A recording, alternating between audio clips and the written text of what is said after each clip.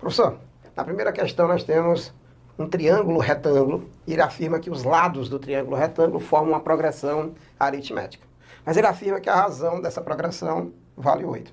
Ora, se a razão vale 8, professor, eu não posso inventar aqui um certo valor e depois só pegar a partir do primeiro que eu inventei e adicionando com 8 até chegar aqui no terceiro termo. Não posso, por quê? Porque além de formar uma PA, tem que respeitar o que, professor? Tem que formar um triângulo retângulo. E você sabe que não é qualquer valor que eu coloque aqui que vai ser um triângulo retângulo. Porque o triângulo ele tem que respeitar o teorema de Pitágoras para ser considerado um triângulo retângulo. Tá bom? Então, nesse caso, professor, existe algum triângulo que eu conheço, que é notável, um triângulo famoso, professor, que os lados formam uma progressão aritmética? Tem. Tem um triângulo muito famoso, que é o triângulo 3, 4 e 5. Esses lados 3, 4 e 5, ele te dá um triângulo chamado de triângulo pitagórico primitivo.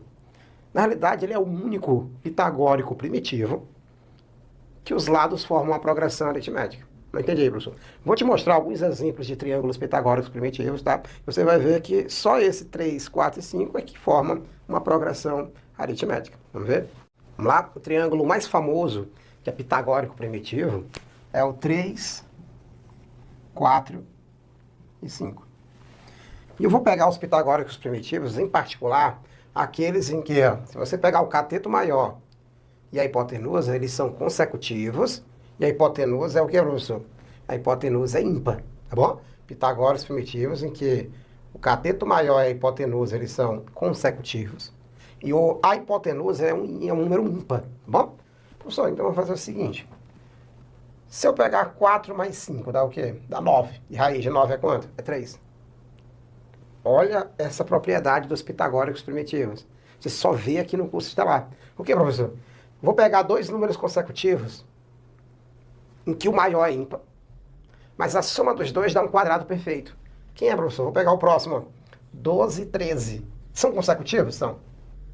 A soma deles dá um quadrado perfeito? Dá. Então você acabou de encontrar o cateto maior e a hipotenusa de um triângulo pitagórico primitivo. Vamos somar, se eu pegasse 8 e 9, não são consecutivos? Sim. Mas se você somar os dois, não dá um quadrado perfeito. Porque 8 mais 9 dá o quê? 17. Até a raiz de 17, não é um resultado inteiro, tá bom? Então eu vou pegar dois números consecutivos, que a soma é um quadrado perfeito. Só tem esses exemplos aqui, professor? 4 e 5, 12 e 13? Não. Tem infinitas possibilidades. Olha o outro exemplo.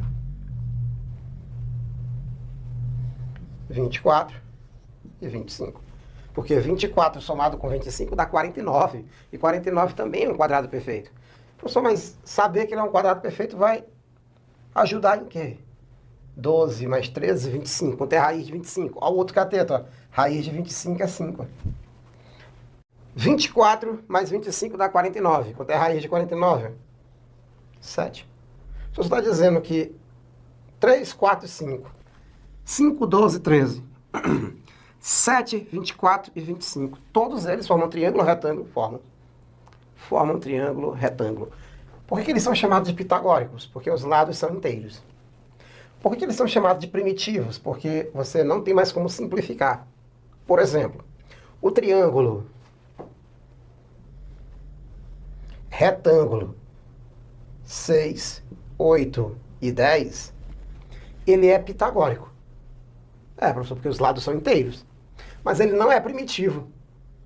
Por que ele não é primitivo, professor? Porque ainda dá para simplificar. Você percebe que o primitivo dele é o 3, 4 e 5? É, porque se eu dividir por 2, 6 por 2, 3. 8 por 2, 4. 10 dividido por 2, 5. Então, o 3, 4, 5 é semelhante do 6, 8 e 10. Eles são triângulos semelhantes. Esse também não forma PA, o senhor não disse que era só esse. Eu disse que o único pitagórico primitivo, esse aqui não é primitivo, o primitivo dele é o 3, 4, 5.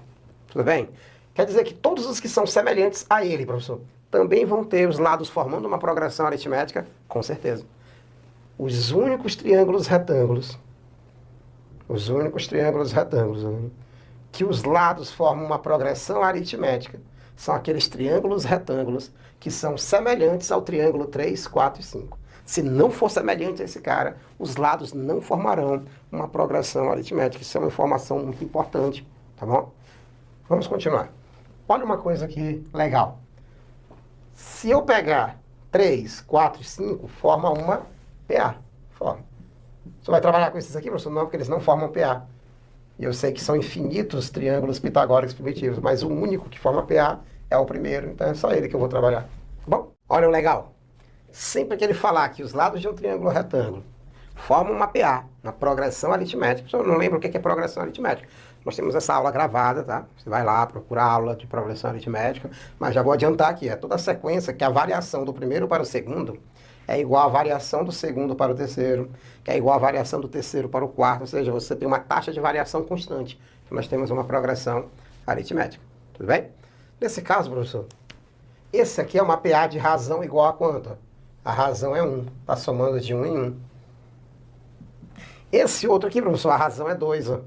Está somando de 2 em 2. Você está percebendo que a razão já me diz qual é a constante de proporcionalidade? Como assim, professor? Do 3 para chegar no 6, não dobrou? Dobrou, a razão é 2. Ah, professor, quer dizer que tanto o lado quanto a razão crescem na mesma proporção, sim. O lado está dobrando. 3 vezes 2, 6. Olha o 4. 4 vezes 2, 8. Olha o 5. 5 vezes 2, 10. Mas foram só os lados que cresceram na proporção 2? Não. Olha a razão. Está crescendo também. Está dobrando. Está crescendo na proporção 2. Deixa eu ver se você entendeu. Vou chamar esse de x, esse de y e esse de z. Mas eu te dou a seguinte informação. Eu sei que os lados x, y e z formam uma PA. Uma PA de razão o que, professor? De razão igual a 5. Em outras palavras, se formou uma PA, é semelhante a 3, 4, 5. Não tem jeito, é regra. E se a razão dele é 5, quer dizer que a razão está crescendo em que proporção? Ó? A razão foi multiplicado por 5. E se a razão foi multiplicada por 5, todos os lados vão ser multiplicados por 5. Isso mesmo é 3 vezes 5, esse x vale 15, que é o menor. 5 vezes 4, 20. 5 vezes 5, 25. Você encontra os 3 lados. Então, para a nossa questão, que a razão é quanto, professor? É 8. Quer dizer, então, que da razão 1 para a razão 8 foi multiplicado por 8. Em outras palavras, todos os lados também vão ser multiplicados por 8, tá? Vão crescer na proporção 8. Dica importantíssima para o vestibular, para você ganhar tempo, tá bom? Vamos lá. Professor, quem é bom de matemática vai resolver como essa questão? Vai adotar aquela notação especial, em que você adota o termo do meio, que é o segundo x, o anterior de x menos r e o posterior de x mais r. Ou então outra notação especial, pode chamar de x mais r e x mais 2r. Ele vai adicionando a razão, tá bom? Mas quem é bom de vestibular faz como, professor? Ali é para quem é bom de matemática, isso vai dar um trabalhão. Mas quem é bom de vestibular faz só assim. Os lados formaram o quê? Uma progressão aritmética. Então você já lembra, opa, no curso estelar eu aprendi o quê? Que se forma uma progressão aritmética os lados de um triângulo retângulo, esse triângulo retângulo obrigatoriamente vai ser semelhante ao 3, 4 e 5. Professor, está faltando só o quê? Eu descobri qual é a constante de proporcionalidade.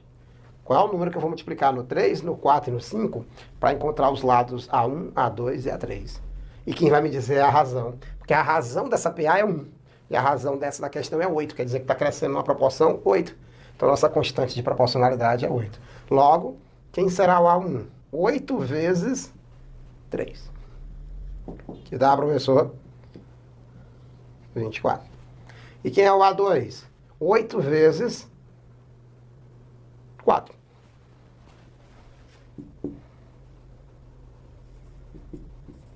Que é, professor? 32. Então eu já tenho quem? A base e a altura desse triângulo. E qual é a pergunta dele? Ele quer saber quem é a área. Como é que eu calculo a área de um triângulo, hein? A área de um triângulo é base vezes altura sobre 2. Base vale 24. Vezes altura, 32. Tudo isso sobre 2. E 24 dividido por 2 dá 12. 12 vezes 32.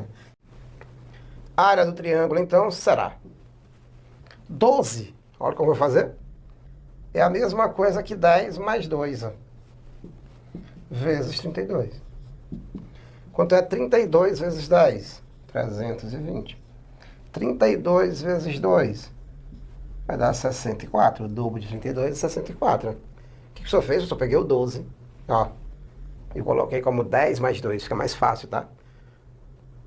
Qual seria outra possibilidade, professor? Você armar a conta, né? 12 vezes 32. Vai dar muito mais trabalho. Assim, vai direto. Porque 320 mais 64 dá 384. Então tá aí a nossa área, tá? Da nossa primeira questão da revisão 1 do curso Estelar.